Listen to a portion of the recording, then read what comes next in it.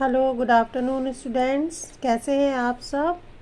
Hope so कि सब लोग खाना वाना खा के फ्री हो गए होंगे और पढ़ाई करने के लिए रेडी होंगे, है ना? सब रेडी? तो बच्चों, आज आपका वैसे इंग्लिश और मैथ्स का टर्न है, लेकिन मैं आपको एक बात बता दूं कि आपका हिंदी व्याकरण का जो सिलेबस है वो कंप्लीट नहीं हुआ है। तो आज हम लोग क्या पढ़ेंगे? हिंदी व्याकरण। तो चलिए, ये व्याकरण की बुक खोल लीजिए और अब आपके पास आपको पढ़ना है पाठ नंबर 3, मात्राएं। क्या पढ़ना है? मात्राएं। मात्राएं वैसे आप लोग क्लास प्रेप में सीख चुके हो सारी, लेकिन यहाँ पे हम फिर से व्याकरण में एक बार रिवीजन करेंगे। तो देखिए, यहाँ पे लिखा है अ को छोड़कर सभी स्वरों की मात्राएं होती हैं ना।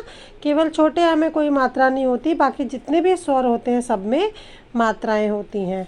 तो देखिए, यहाँ पर पेज नंबर 15 पे आप लोग ये देखिए कौन से स्वर की कौन सी मात्राएं होती हैं।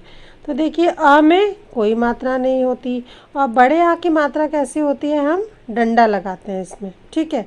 उसके बाद छोटी ई की मात्रा हम किसी वर्ण के पहले ऐसे ऊपर लगाते हैं, और बड़ी ई की मात्रा किसी वर्ण के बाद लगाते हैं। छोटे ऊ की मात्रा आप सबको मालूम है, ऐसे लगाएंगे। बड़े ऊ की मात्रा अभी हो सकता है इसमें आपको छोटा सा दिख रहा हो, लेकिन छोटे ऊ की मात्रा ऐसे लगाते हैं, और बड़े ऊ की मात्रा हम किसी वर्ण में ऐसे लगाएंगे। ये री से ऋषि की मात्रा है, ए से एड़ी की मात्रा एक लगती है, ऐ से ऐनक की 2 मात्राएं लगती हैं, और ओ से ओखली की एक डंडा लगा के उसके ऊपर मात्रा, औ से औरत की एक डंडा लगा के उसके ऊपर 2 मात्राएं। ये आपको बुक में क्लियर दिखाई देंगी। ये अंग की मात्रा है, ये विसर्ग है अहा की मात्रा, ठीक है। तो अब देखिए, आपको क्या करना है, ये आप सब लोग कर चुके हैं, लेकिन अपने व्याकरण की कॉपी में आप सबसे पहले क्या करेंगे कि अपने व्याकरण की कॉपी में 12 खड़ी लिखेंगे, सारे व्यंजन लिखेंगे, क ख ग घ ड़ च छ ज झ य, सारे इस तरीके से लाइन से लिखेंगे, और हर व्यंजन में आप ये मात्राएं लगाएंगे। आ, ई, का, की, कु, के, कै, को, कौ, कंका। इस तरीके से आप लोग लिखेंगे और इनको रीड करेंगे। तो जब आप रीड करेंगे तो आपको मात्राएं बोलने में बड़ा मज़ा आएगा, है ना। आप अपनी मम्मी को भी सुना सकते हैं। ये सारे व्यंजन हैं, सारी मात्राएं एक बार लिखेंगे आप लोग, सारे व्यंजन पे मात्राएं लगाएंगे। हो सकता है आप एक दिन में ये काम नहीं कर पाए, कोई बात नहीं, आप 2 दिन में कर लेना, लेकिन इस वक्त को करना ज़रूर, क्योंकि आपकी कॉपीज़ हम लोग स्कूल में मंगाएंगे चेक करने के लिए। उसके बाद फिर देखिए आपके प्रश्न उत्तर आते हैं, है ना। ये भी आपको कॉपी में करना है, पर अभी हमने आपको बुक में ही लिख करके दिए हैं। देखिए, पहला है प्रश्न, मात्राएं क्या होती हैं। तो हमें क्या लिखना है कि जब स्वर तथा व्यंजन मिलते हैं तो स्वर का रूप बदल जाता है, इसे मात्रा कहते हैं। देखिए, उदाहरण के तौर पे मैं आपको यहाँ पे समझा रही हूँ कि ये तो है व्यंजन क है, लेकिन हमने इसमें आ की मात्रा लगा दी, तो ये क्या बन गया? का, ठीक है।